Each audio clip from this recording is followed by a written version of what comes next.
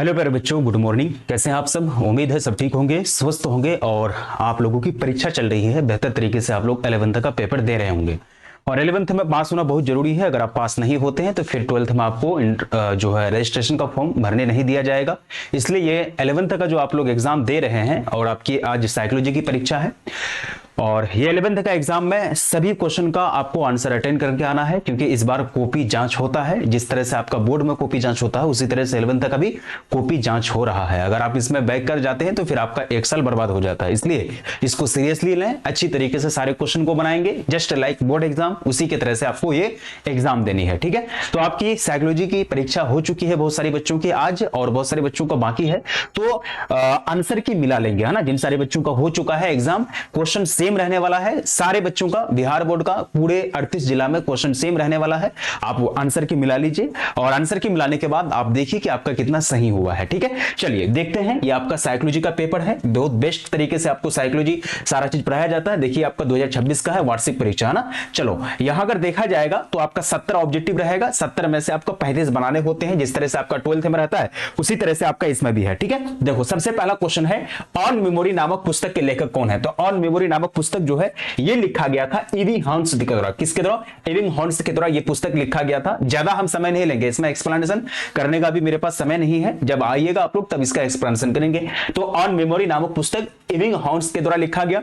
स्मृति की अवस्था मॉडल का प्रतिपादन किसने किया? ये 12th क्लास में इसको डिटेल में आप लोग पढ़िएगा। जब इसको पढ़ाएंगे हम लोग 12th क्लास में इसको डिटेल में पढ़िएगा। और ये जो दिया था स्मृति की अवस्था मॉडल का प्रतिपादन, तो एटकिंस तथा सिफरिन ने, ऑप्शन नंबर ए हो जाएगा इसका। नेक्स्ट क्वेश्चन देखिए क्या पूछा गया है कि यहां अगला क्वेश्चन दिया गया है तीसरा नंबर क्वेश्चन कि नाइसर के अनुसार निम्नलिखित में से कौन संवेदी स्मृति का प्रकार है। नाइसर के अनुसार कौन संवेदी स्मृति का प्रकार है? तो संवेदना के बारे में हम लोग पढ़ चुके थे, जैसे कि हम लोग सेंस ऑर्गन के बारे में 5 को सेंस ऑर्गन से जो भी जानकारी मिलती है वो एक तरह से संवेदनशील ऑर्गन है। वो सारे चीज के बारे में हम लोग 12th क्लास में पढ़ेंगे। ठीक है, तो यहां दिया गया है प्रति माप्रतिक स्मृति या फिर प्रति ध्वनात्मक स्मृति, तो ये दोनों हो जाएगा। आपको ऑप्शन नंबर सी टिक करना है। चलिए नेक्स्ट सवाल क्या पूछा गया है, कह रहा है कि किसने कहा स्मृति एक पुनरुत्पादक क्या है? पुनरुत्पादक प्रक्रिया है। यानी स्मृति क्या है? एक पुनरुत्पादक प्रक्रिया है। यानी जो चीज आप भूल चुके हैं उसको फिर से आप दिमाग में आप लेके आ रहे हैं, यानी पुनरुत्पादन कर रहे हैं। ज्ञान का आप जो ज्ञान ले चुके हैं 1 साल पहले, फिर उसको दोबारा याद कर रहे हैं, यानी ज्ञान को दोबारा उसको जिंदा कर रहे हैं अपने दिमाग में, यानी उसका पुनरुत्पादन कर रहे हैं। तो स्मृति क्या है? एक पुनरुत्पादन प्रक्रिया है। ये किसके द्वारा बताया गया था? तो ये आपका इवी हॉन्क्स या फिर पैवलोव या फिर हॉल के द्वारा आपका 4th नंबर क्वेश्चन दिया गया है। तो ये जो होगा इविंग हॉर्न्स के द्वारा आपका बताया गया था। ठीक है, चलो अगला सवाल है, निम्नलिखित में से कौन विस्मरण का कारण है? विस्मरण, है ना। सीखने की मात्रा, सीखने की विधियां, विषय की लंबाई, इनमें से सभी। विस्मरण का मतलब समझते हो? विस्मरण एक होता है स्मरण, एक होता है विस्मरण यानी भूलना। विस्मरण का मतलब क्या हो जाएगा? भूलना। तो विस्मरण का कारण क्या है? कोई भी चीज हम लोग भूल जाते हैं जल्दी, तो उसका क्या रीजन हो सकता है? तो सीखने की विधियों से, है ना। ऑप्शन नंबर बी हो जाएगा। चलो सवाल नेक्स्ट क्या पूछा गया है इसको देखिएगा अच्छी तरीके से, है ना। अगला क्या सवाल पूछा गया है कि पृष्ठ उन्मुख अवरोध, पृष्ठ उन्मुख अवरोध का संप्रत्यय किसके द्वारा दिया गया था? 6 नंबर क्वेश्चन है। तो पृष्ठ उन्मुख संरोध का जो संप्रत्यय है ये दिया गया था लिंगर के द्वारा। संरचनावाद की अवस्था हुई थी, है ना, इसकी स्थापना हुई थी। संरचनावाद की अवस्था, संरचनावाद की जो स्थापना है, संरचनावाद की स्थापना हुई थी किसके द्वारा? कौन सा विश्वविद्यालय के द्वारा? क्योंकि ज्यादातर जो आपका क्या कहता है एक्सपीरियंस होता है, यानी एक्सपेरिमेंट होता है, जो शोध का कार्य होता है, तो यूनिवर्सिटीज में होते हैं। तो ये जो होता है लिपजिंग विश्वविद्यालय। अब बताओ लिपजिंग विश्वविद्यालय कहां है? ये जर्मनी में है। ये कहां है? जर्मनी में है। और सबसे पहला शोधनशाला जो साइकोलॉजी के क्षेत्र में स्थापित किया गया था वो लिपजिंग जर्मनी में ही किया गया था। उसके बाद अमेरिका में किया गया था। उसके बाद फिर साइकोलॉजी को एक विषय के रूप में पढ़ना स्टार्ट किए हम लोग। साइकोलॉजी पहले किसका विषय था? साइकोलॉजी पहले किस में था? वो था हम लोगों का क्या कहता है दर्शन शास्त्र में, फिलोसफी में।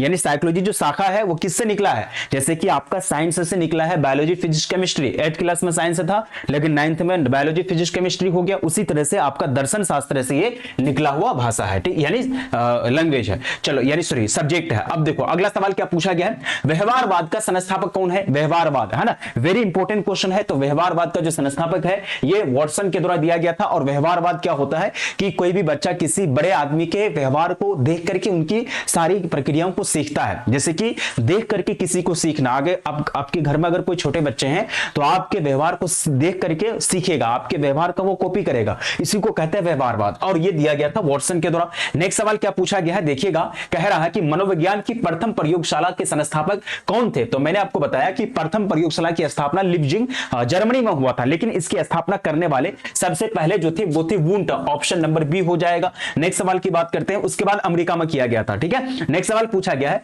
कि भारत की प्रथम मनोवैज्ञानिक प्रयोगशाला कहां स्थापित की गई थी? वेरी इंपॉर्टेंट क्वेश्चन है। देखो, भारत में सबसे पहले जो एक तरह से मनोविज्ञान के क्षेत्र में कार्य स्टार्ट हुआ था तो वो हुआ था कलकत्ता से, कलकत्ता यूनिवर्सिटी से। उसके बाद अभी वर्तमान समय में लगभग सारे यूनिवर्सिटीज में मनोविज्ञान के सारे सब्जेक्ट पढ़ाए जाते हैं। लगभग पूरे हर स्टेट में, हर राज्य में मनोविज्ञान के हर यूनिवर्सिटीज में सारे मतलब बैचेस होते हैं, वहां जाकर के पढ़ाई कर सकते हैं, इसके प्रोफेसर्स भी नियुक्ति होते हैं। ठीक है, चलो अगला सवाल पूछा गया है, कह रहा है कि मनोविज्ञान के जनक कौन है? वेरी इंपॉर्टेंट क्वेश्चन है ना। तो मनोविज्ञान के जनक यहां पूछा गया है, कैटल है, फ्रायड है या फिर वुंट है? तो सबसे ज्यादा हम लोग किसका नाम पढ़ते हैं, है ना? सबसे ज्यादा अगर पढ़ते हैं तो वो हो जाएगा वुंट, क्योंकि इसी को कहा जाएगा क्योंकि इन्होंने ही लिपजिग में सबसे पहला शोधशाला की स्थापना की थी, इसलिए ये जो है मनोविज्ञान के जनक हो जाएंगे। ऑप्शन नंबर बी हो जाएगा। सवाल क्या पूछा गया है, अगला ध्यान से देखिएगा, है ना। तो यहां आप लोगों का अगला सवाल पूछा गया है कि परीक्षण विधि अध्ययन करती है।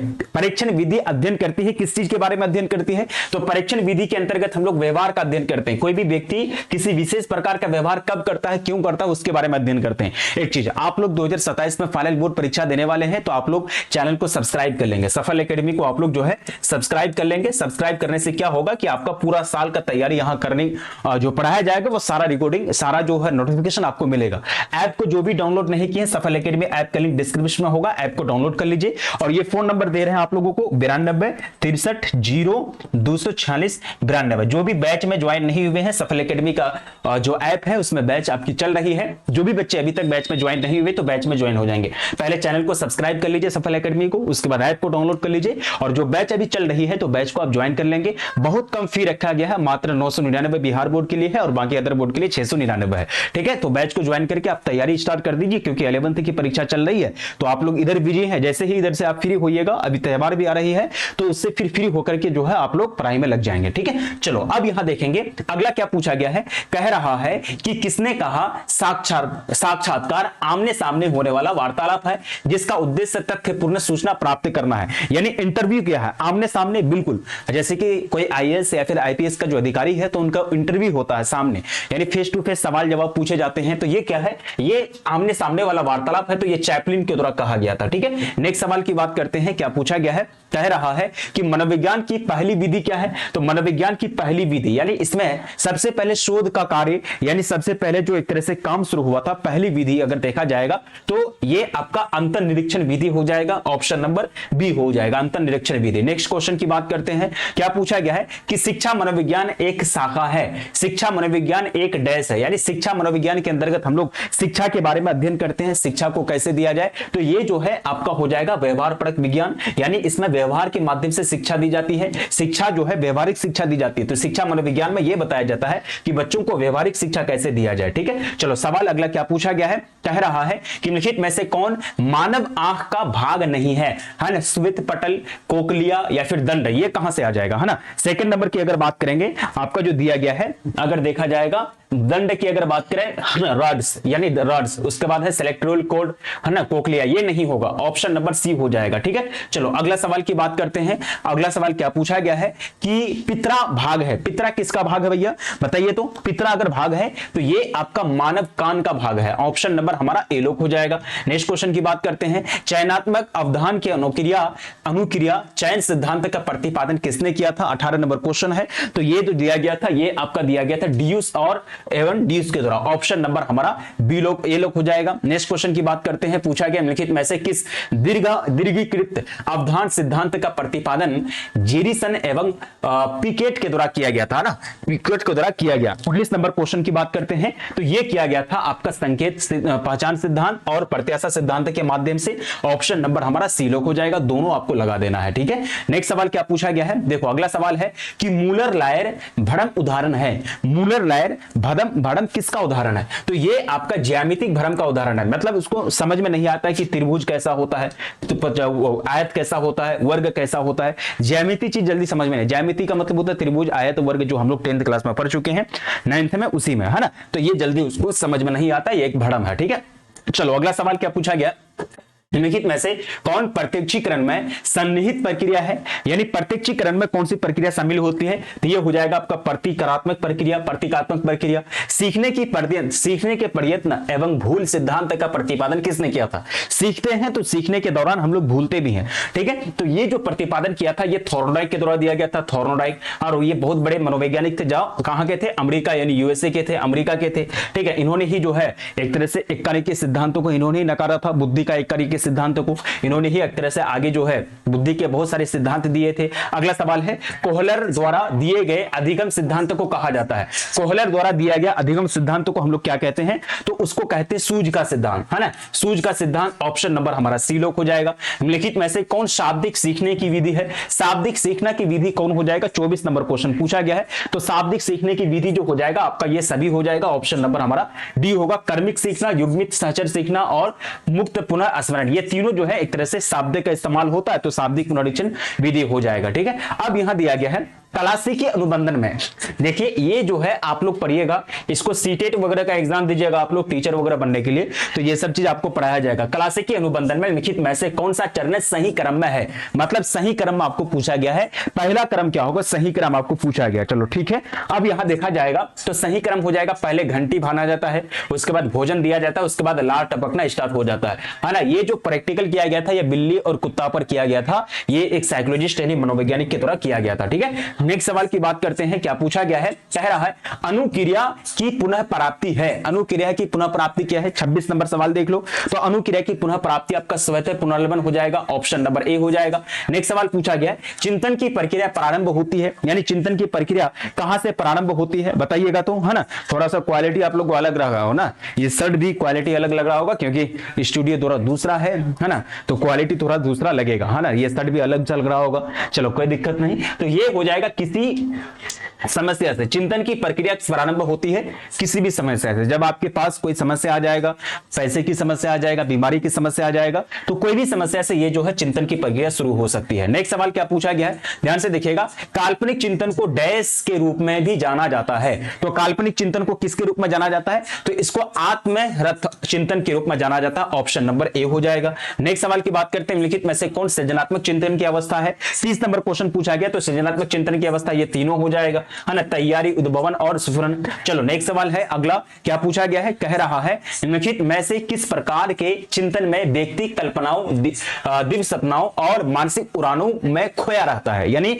एक तरह से कहीं ना कहीं वो क्या कर रहा है, वो कहीं ना कहीं सपना देख रहा है, अरे तो ये जो हो जाएगा आत्मरथ चिंतन, ऑप्शन नंबर बी हो जाएगा। चलो अगला सवाल है, किसने कहा अभिप्रेरणा से तात्पर्य एक प्रेरक तथा कर्षण बल से होता है जो हमें खास लक्ष्य और व्यवहार की ओर निरंतर ले जाता है? 32 नंबर क्वेश्चन की बात कर रहे हैं, तो ये जो हो जाएगा ये बताया गया था मॉर्गन और किंग के द्वारा ये बताया गया था। नेक्स्ट सवाल की बात करते हैं, क्या पूछा गया है? किसने कहा अभिप्रेरणा से तात्पर्य एक प्रेरक तथा कर्षण बल से होता है जो हमें खास लक्ष्य और व्यवहार की ओर निरंतर ले जाता है? तो ये मॉर्गन और किंग के द्वारा ही बताया गया था ना। चलो 32 नंबर हो गया। चलो ज्यादा आपको 35 70 पूछे जाते हैं और आपका 30-35 बनाना होता है। आवश्यकता प्रणोदन प्रोत्साहन सूत्र का प्रतिपादन किसने किया था, है ना? आवश्यकता प्रणोदन प्रोत्साहन सूत्र का प्रतिपादन किसके द्वारा किया गया था? तो ये किया गया था आपका हिलगॉर्ड के द्वारा, ऑप्शन नंबर हमारा बी हो जाएगा। अगला सवाल पूछा गया है, आवश्यकता डैश को सक्रिय करती है और प्रणोदन व्यवहार करने में क्रियाशीलता बनाती है। तो ये हो जाएगा प्रणोदन, ऑप्शन नंबर बी हो जाएगा। खाली जगह आपको आवश्यकता प्रणोदन भरना है, आवश्यकता प्रणोदन को सक्रिय करती है, ठीक है। चलो अगला सवाल की बात करते हैं। नेक्स्ट सवाल क्या पूछा गया है 35 नंबर क्वेश्चन में, भूख किस प्रकार का अभिप्रेरक है ना? भूख जो है किस प्रकार का अभिप्रेरक है? तो ये एक जैविक अभिप्रेरक है क्योंकि ये जीव विज्ञान से संबंधित है, हमारा बायोलॉजिकल टर्म है ये, ठीक है। तो ये एक जैविकल यानी बायोलॉजिकल टर्म है, ऑप्शन नंबर ए हो जाएगा। तो प्यारे बच्चों आपका 70 क्वेश्चन पूछा जाएगा, है ना। 70 में से आपको 35 बनाने होते जिसका मैंने आंसर आपको दे दिया है।